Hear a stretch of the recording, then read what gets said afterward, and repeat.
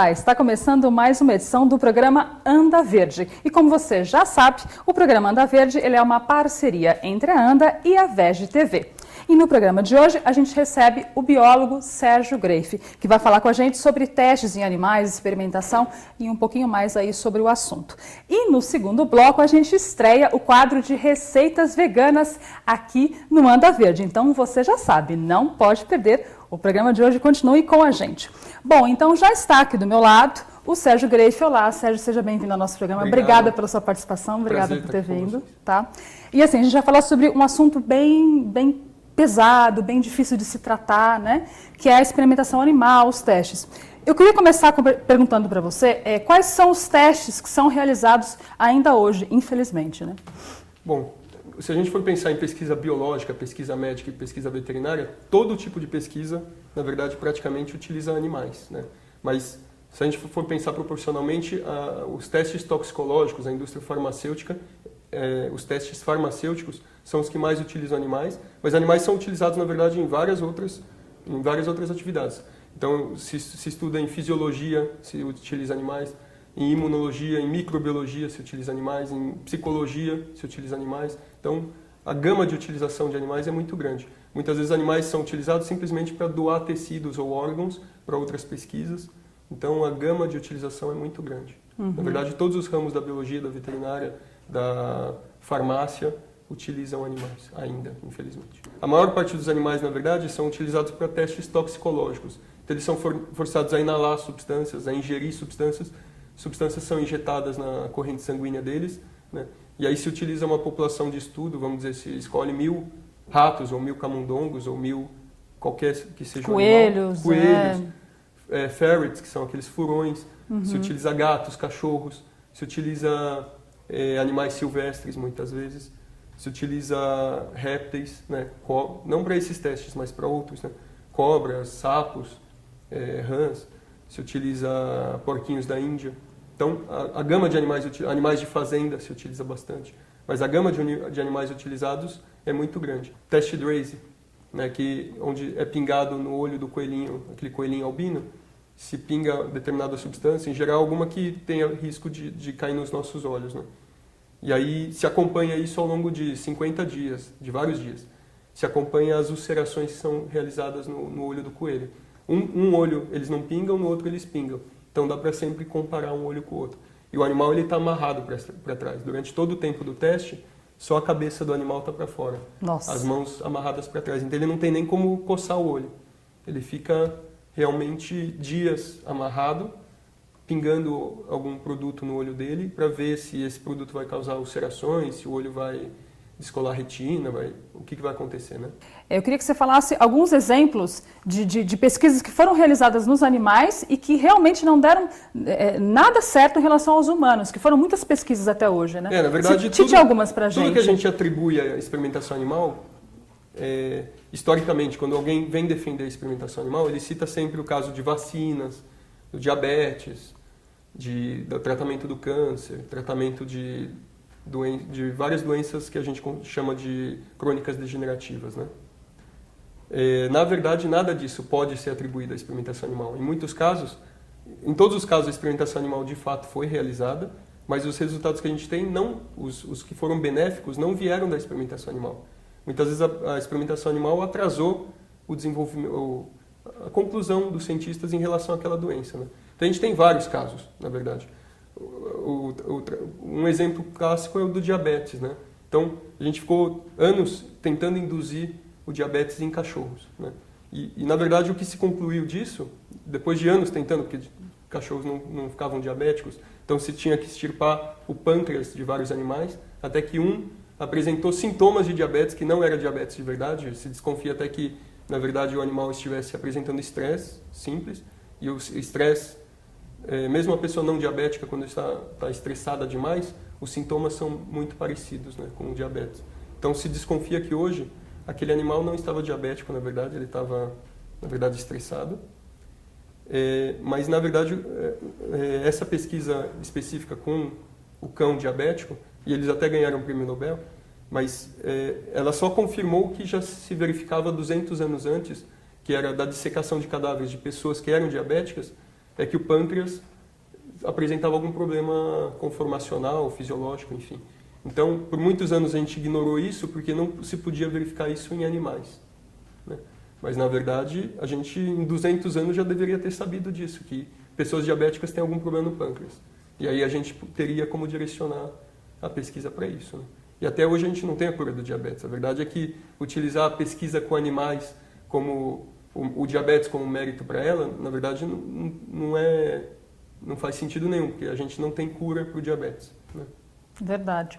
E assim, a gente sabe que os animais, eles são seres sencientes, né? Inclusive, teve um documento do Cambridge, que saiu agora nesse ano, que os neurocientistas disseram que realmente eles sentem dor, enfim. Eu queria que você explicasse para as pessoas que estão assistindo a gente, para os telespectadores e internautas, o que é um ser senciente, né? E realmente, que a gente prova hoje que os animais, eles sentem dor, e esses testes realmente são testes que não levam a nada e só fazem o animal sofrer, na verdade, né? Sim, senciência, por definição, é a capacidade de sentir de um animal, né? Isso não tem a ver com inteligência, com capacidade de falar, com capacidade de ter fé em Deus, nada disso. Simplesmente, se o animal ele sente dor, ele sente medo, ele é capaz de sentir amor muitas vezes, ele é capaz de sentir solidão, estresse. Se o animal realmente ele tem essa capacidade, então ele é um ser senciente, né? Esse documento de Cambridge, na verdade, eu não posso nem dizer que veio em boa hora, porque ele chegou atrasado. O reconhecimento da comunidade científica de que os animais sentem dor. Isso qualquer pessoa que tem um cachorro, um gato em casa sabe disso, né? Qualquer pessoa que convive com o animal sabe que ele tem sentimentos. O animal te dá amor, ele tem medo de você algumas vezes, né? Os animais que fogem da gente, eles têm medo da gente. Então, qualquer pessoa em qualquer época já saberia disso. Mas antes tarde do que nunca, diz o ditado, né? Então esse reconhecimento de Cambridge, na verdade, é um reconhecimento científico de algo que a população já sabe. Só que talvez estivesse faltando mesmo que alguns cientistas se reunissem e pudessem dizer, não, realmente os animais sentem dor e a gente tem que pensar sobre isso. Sentem dor, sentem estresse, enfim, eles são criaturas sensíveis, né? Mas não é sensível, tem uma outra conotação. Então a palavra ideal é mesmo senciente, eles são capazes de sentir. Não só dor, medo, amor, estresse. E assim, aproveitando, eu queria que você falasse, então, alguns métodos que são substitutivos, que são muito mais interessantes, inteligentes e que não causam nenhum sofrimento aos animais, né? Sim, o principal são os testes in vitro. Ou seja, o que é teste in vitro? É você retirar do organismo vivo uma célula, um tecido ou um órgão mesmo e cultivar ele fora do corpo, né? E aí você mantém isso para sempre. Você pode ter um banco de células onde você tem várias linhagens celulares imortalizadas. Eu vou falar um pouco técnico, mas não dá para escapar muito disso. Mas basicamente essas células, elas podem ser usadas para testes. Então eu não preciso utilizar o organismo inteiro, né? Em muitos testes eu posso utilizar tecidos ou células isolados que vão me dar respostas, e aí eu posso até explicar por quê. Mas as respostas que essas células vão dar são melhores do que o que os animais inteiros dão. Eu até posso tentar explicar por quê, mas eu acho que a gente não vai ter tempo, né? Então a gente tem esse tipo de testes que substituem animais na maioria dos casos. Mas a gente tem, por exemplo, estudos epidemiológicos. O que é? Eu acompanho uma população, pode ser humano ou animal, né, que está submetida a um determinado fator ambiental, e já naturalmente, e aí eu acompanho essa população e eu consigo tirar conclusões. Animais ou seres humanos submetidos a tal pressão ambiental desenvolvem tal doença, por exemplo. Então esse é um outro método. Outro método, pesquisa clínica. Cada vez que você vai ao médico ou leva teu cachorro ao médico, o médico manipulando o animal ou você, ele tem a possibilidade se ele manter bons registros, ele consegue fazer a ciência evoluir só com base nisso. Então ele consegue, pesquisando o histórico do animal, aplicando determinada droga que é para o benefício do animal, ele não está usando o animal para pesquisa, ele está tentando curá-lo. Mas se ele conseguir manter boas notas, ele aprende com essa experiência. Se ele publicar isso, vão ser dados para outros médicos ou outros veterinários, né? E a gente tem vários outros, tem simulações em computador, tem modelos matemáticos, existe nanotecnologia, que é uma forma de utilizar nanorobôs, injetar ele no organismo e fazer com que eles vão até determinado lugar, desenvolvam determinada atividade, porque eles são programáveis. Sim. Bom, eu quero agradecer a sua presença, Sérgio. Muito prazer. obrigada. Você quer deixar algum contato seu, algum site para as pessoas pesquisarem mais sobre o assunto, algo assim? Na verdade, eu gostaria de deixar um contato meu, pode ser? Fica à vontade. É sergio_grave@yahoo.com. Quem precisar, eu dou palestras sempre em universidades. Onde me chamarem, eu costumo dar palestras sobre esse tema e sobre outros temas, direitos animais, veganismo, enfim, eu posso falar sobre esses temas em geral. Tá ótimo. Obrigada, viu, Sérgio? Um prazer. Bom, a gente está terminando aí o primeiro bloco do nosso Anda Verde. E no segundo bloco você não pode perder a estreia, né, do quadro de receitas veganas. Até já!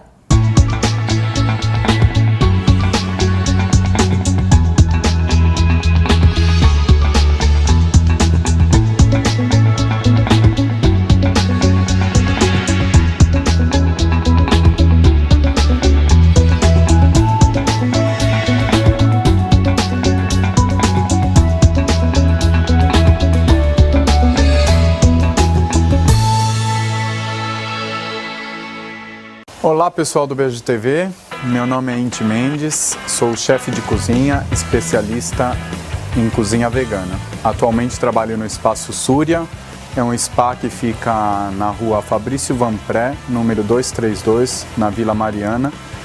É um spa vegano que tem como o seu conceito desintoxicar a beleza das pessoas. Nada melhor para desintoxicar que começando de dentro para fora através da alimentação. Hoje a gente vai fazer uma demonstração culinária, é uma receita bem simples de uma torta de banana, muito fácil de fazer, qualquer pessoa em casa pode fazer, contanto que preste bastante atenção. Os ingredientes que a gente vai utilizar para essa receita é 1 xícara de farinha de trigo integral, 1/4 de xícara de maisena, 1/4 de xícara de açúcar cristal orgânica, 1 colherzinha de café de canela, 1/4 de xícara de óleo de coco e 1 colherzinha de chá de fermento. 4 bananas. Então o primeiro passo é caramelizar o açúcar na forma, né? Uma forminha de bolo inglês ou forma de pão mesmo. Então, aqui a gente tem meia xícara de açúcar. Deixa ela em fogo até caramelizar. Você vê que o açúcar já começa a pegar a cor de caramelo. Tem que desfazer todos os grãozinhos de açúcar. Tem que mexer constantemente, porque agora é o momento que, se você para de mexer, o açúcar queima. Agora já pode desligar o fogo, que aí ele termina de dar o ponto. O ponto é esse. Tá vendo? Se a gente faz fora da forma, a gente não tem essa facilidade de espalhar o caramelo. Vamos à receita? Então, depois de caramelizar o açúcar, né, ficou no fundo da forma, pode ver, deixa esfriar um pouco, né, para vocês poderem pegar a forma, senão vão queimar a mão. Ele fica tipo uma balinha de caramelo no fundo, a intenção é essa mesmo. Então o que a gente vai fazer agora, as bananas têm que estar maduras. Como essa é uma banana orgânica, então ela tem umas pontinhas verdes assim, mas ela está hiper madura. Corta assim no meio e vai colocando no fundo da forma até cobrir todo o fundo da forma. Mas joga diretamente, assim, isso mesmo. Essa torta é feita diretamente na forma, não se faz a farinha separado. Vem a maisena, o açúcar,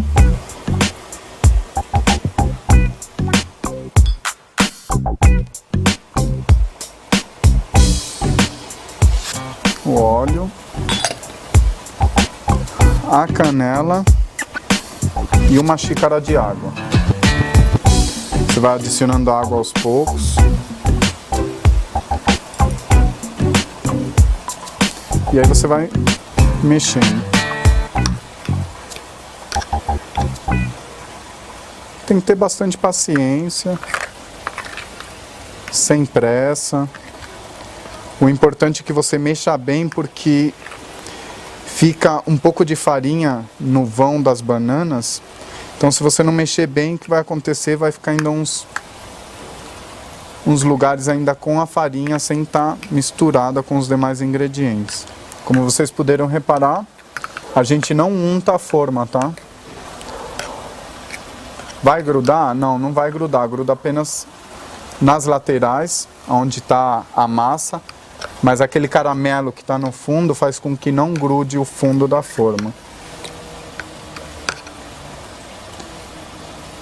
Desfaz bem os cantinhos para não sobrar nem um pouco de farinha.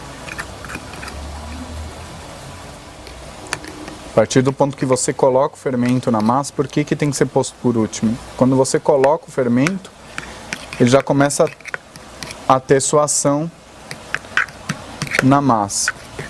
E aí, se você põe ele primeiro, o que acontece? Você perde toda aquela ação do fermento.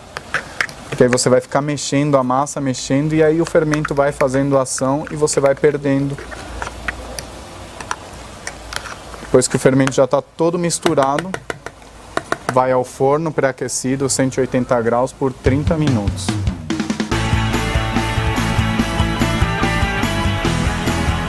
O interessante é a gente desenformar ela ainda quente.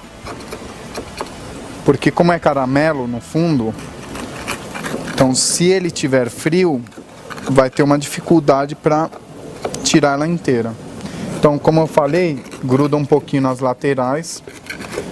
Então você com uma faca solta as laterais. Depois que as laterais estão bem soltinhas, a gente vai pro desenformar. Exatamente isso. Os pedacinhos que ficaram grudados no fundo. Pode ser servida inteira, logicamente, mas aqui a gente vai dar uma sofisticada nela, porque também é importante ter uma apresentação bonita. Então aqui eu estou usando um aro redondo para cortar, né? A alimentação, além de ser saborosa, saudável, ela tem que ter uma beleza também. Então as pessoas precisam o quê? Comer com os olhos também. A gente usa uma folhinha de hortelã para dar uma decorada, uma pitadinha de canela em pó, decorar e pode ser levado à mesa. Espero que vocês tenham gostado da receita de hoje. É mais uma forma do VegTV, do veganismo, mostrar que ser vegano também é ser saudável, comer pratos saborosos e também requintados, como a sobremesa de hoje. Espero que vocês gostem, façam em casa e mandem suas receitas para o VegTV para a gente fazê-las aqui para vocês, tá bom? Obrigado! E a dica vegana de hoje é para você que é contra os testes em animais e a vivissecção. Participe de campanhas, se envolva pela causa, não compre produtos testados em animais, acompanhe e espalhe os movimentos em prol dos animais. Faça a sua parte.